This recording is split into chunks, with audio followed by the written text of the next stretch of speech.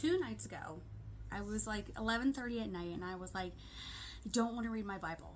So I decided, okay, let's read something quick. I have heard Proverbs is very inspirational, very showing you what you should and should not do. So I was like, you know what? I'm new to reading my Bible. I just started in after Christmas, so end of December. And I have my Bible. She Reads Truth. Gorgeous. And I also got the year Bible recap. And so when I first started, I was reading from like front to back, right? And in here, kind of skips around, shows you what to do and how it all relates and everything. So I've been through a few of the books, but then I was like, you know what? I need something different. So I started reading Luke and Matt, and in the Bible recap, it kind of skips around as well, right? So I wanted something quick, and I was like, you know, I hear Proverbs is really good, okay? Of course, the whole Bible is good, but I was like, you know what? Let's try Proverbs. So I started from the beginning, and in the Bible recap, it talks about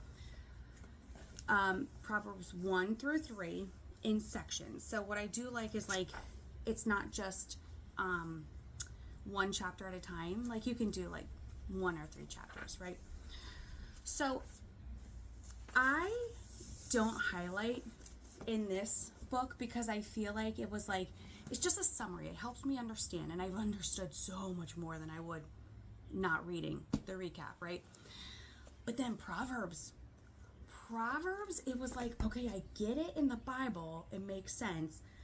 But Tara, right? Tara Lee really hones in good, okay? So Proverbs 1 through 3, what I really loved from, let me get in here. Okay, 2 things I highlighted in my Bible. Proverbs 2, verse 7 through 9. He stores up success for the upright. He is a shield for those who live with integrity, so that he may guard the paths of justice and protect the way of his faithful followers. Bars, love it. I'm getting into my millennial age here. Okay. Chapter 2, verse 5 and 6 is, trust in the Lord with all your heart and do not rely on your own understanding. In all your ways know him, and he will make your path straight. Okay? Love it. Perfect inspiration for what I needed that night. So then I start reading in here, and I read, the wise person walks in righteousness and the fear of God. The fool leans on his own understanding and doesn't seek God or blatantly rebels against him. And the simple is easily led astray or doesn't pay attention to the deeper realities of life.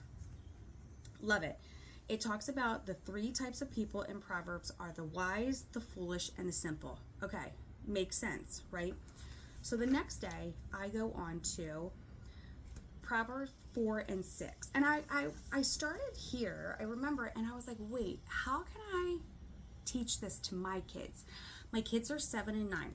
So I brought out their adventure Bible, and I was like, okay, let's get into Proverbs. So here in their adventure Bible, I didn't want to read the actual words of the translation of the Bible. I just want them to understand why we say these things, that there's right from wrong and you do what's right and not what everybody else is doing, right? So think before you act. Proverbs 2, 6 through 15. Come on, gang, let's go get him. Jordan started running and everyone ran after him. Everyone but Kyle. So I love this because it's a great example for kids in a kid's way. Kyle had read Proverbs 2, 6 through 15, and he knew that wisdom will save you from the ways of wicked men. Here's what Kyle did and what you can do to help think before you act. Is it right? Is it good? Is it helpful? Would my parents approve, and would God approve? Love it. It clicked in my kids' head. They're 9 and 7, right? So then I was like, you know what? I had bought this book, okay?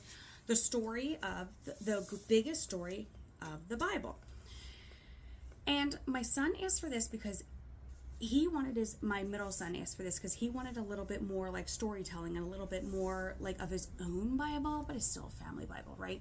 So I was like, well, let me see if they have anything in here for Proverbs. And the only thing they have in this book is Proverbs 1.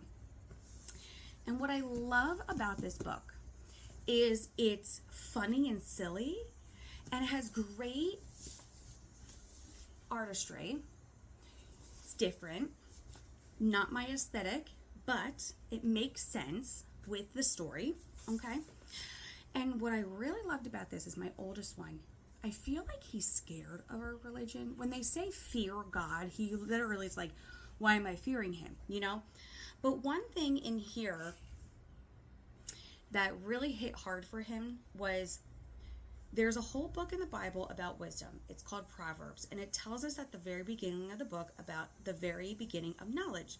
The fear of the Lord is the beginning of knowledge. Later, Proverbs says the same thing about the beginning of wisdom. It's easy to be scared. Scared of the dark, scared of getting sick, scared of running away.